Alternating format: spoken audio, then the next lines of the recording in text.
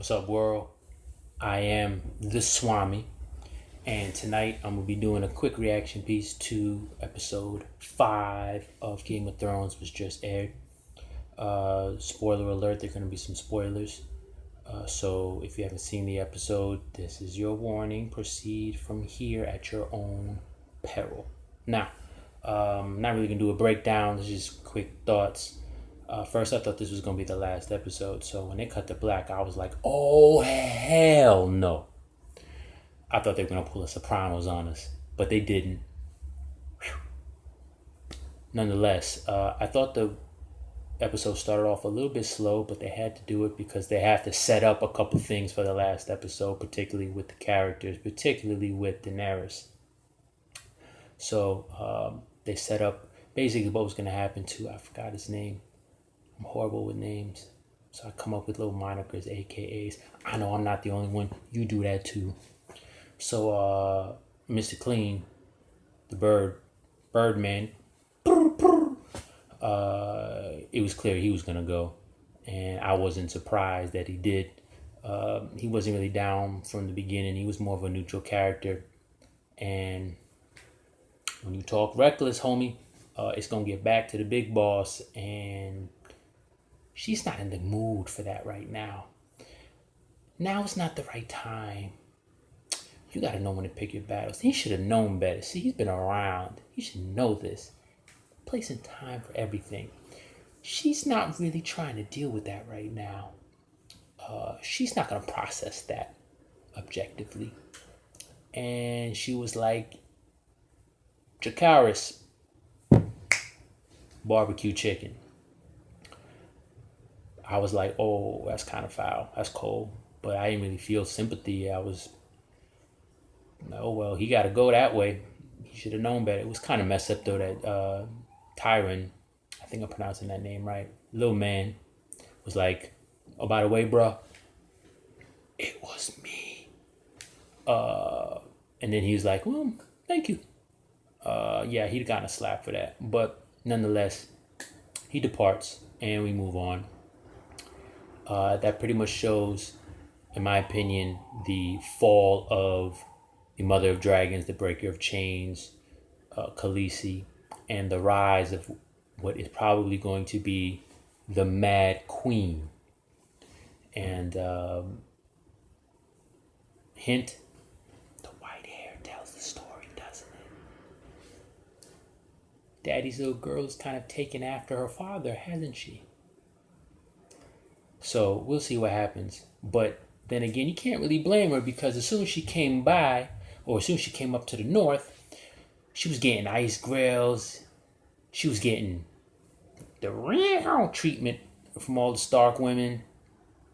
People weren't really looking at her that favorably. So she's like, well, nobody loves me. And then she made the last overture to Jon. And Jon was like, see, the thing is, you're my aunt or sister. And I'm kind of not too comfy with that. Feeling some kind of way. Yeah, I can't just tongue you down like I used to. Can't really overlook that. And she was like, oh, it's like that. And there's an interesting look that came on his face. He was kind of like, oh, she'll burn me too. Oh, she crazy. Yeah, first Jon was like, oh, she's my queen. I don't want this. She's my queen. But then that look came next scene and he was like, oh, yeah, she's gone. And she will throw me to that dragon real quick. Anyway, so that's setting that up. Is Daenerys going to be the new Mad Queen? And will that set something up for possibly Jon being the new Queen Slayer? Uh-oh. No, he didn't. You never know. We'll see what happens. Then they get right to the battle. And usually, Game of Thrones, when they have battles, Winterfell, Battle of the Bastards, a couple other ones, the big wars and fights, they do a good job of doing the seesaw thing where it's, Jon might not make it. Because in this particular show, ain't nobody safe. So they usually have a situation where it's like, oh, he about to die. And then something turns around at the end. So I was kind of waiting for that back and forth, that suspense, that drama. Man, Daenerys came in on that dragon. Gone with the Iron Fleet. Flew in behind the Golden Army. Done with them. And then, when everything's done and they're like dropping swords and ringing the bell, she's like, nah, all this gotta go. And she proceeds to torch the whole city. And at that point, Jon again is like, oh, she's crazy. So we are going to see what happens moving forward. Cersei, the Hound, the Mountain, everybody's situation that was going to get resolved pretty much gets resolved. I had no problems with it, particularly, although, Cersei's resolution probably was not what people wanted, but nonetheless, you don't even know for sure if that was a resolution. People have funny ways of surviving things, so we'll see what happens. But it's all setting up for what's going to happen with the ascension of the new monarch of the Seven Kingdoms. Will it be Khaleesi? Will it be a new usurper? How will the people act? Will they bow and follow the new queen? Or will they look to revolt after what she did? Will she show any remorse? Or will she be like, look, this is what I do. I'm the mother of dragons. I burn stuff up.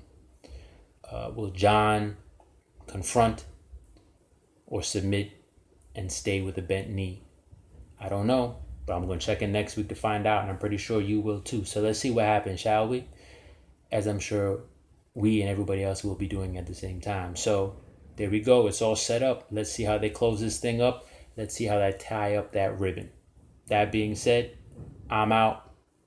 The Swamee has spoken.